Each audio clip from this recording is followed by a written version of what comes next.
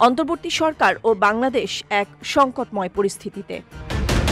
প্রধান উপদেষ্টা অধ্যাপক মোহাম্মদ ইউনূসের পদত্যাগের আলোচনায় সরকারের ভবিষ্যৎ নিয়ে অনিশ্চয়তার সৃষ্টি। ছাত্র জনতার আন্দোলনের মুখে ক্ষমতা ছাড়তে বাধ্য হয় আওয়ামী লীগ সরকার। তৎকালীন প্রধানমন্ত্রী শেখ হাসিনা দেশ ছেড়ে পালিয়ে আশ্রয় নেন ভারতে।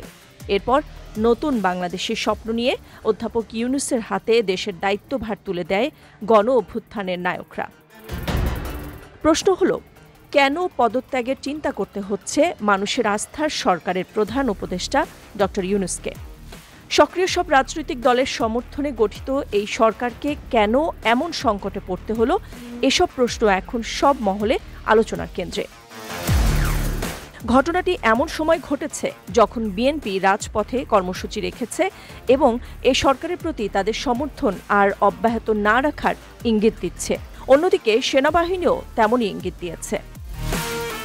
রাজনীতিক ও বিশ্লেষকদের মতে জুলাই গণ অভ্যুত্থানে ছাত্র নেতৃত্বের প্রতি অধ্যাপক ইউনূসের দুর্বলতা রয়েছে, যা তিনি নিজে বিভিন্ন সময় প্রকাশও করেছেন।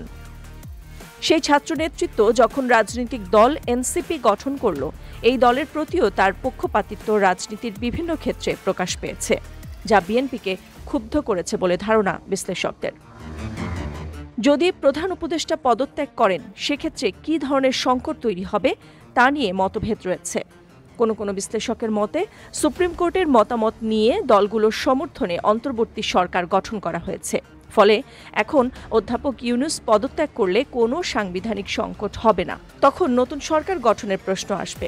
তাদের ব্যাখ্যা হচ্ছে, অধ্যাপক ইউনূস চলে গেলে রাষ্ট্রপতি তত্ত্বাবধায়ক সরকার গঠন করে দিতে পারেন, যে সরকার শুধু নির্বাচন করবে।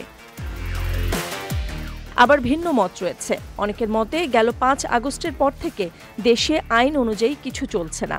এখন আর আইনের ভূমিকা নেই, আইন অনুযায়ী কিছু হচ্ছে না, আইনের প্রশ্ন এখন অবান্তর বলেও মত তাদের। নাদিরা জাহান, নিউজ ডেস্ক, সারা বাংলা।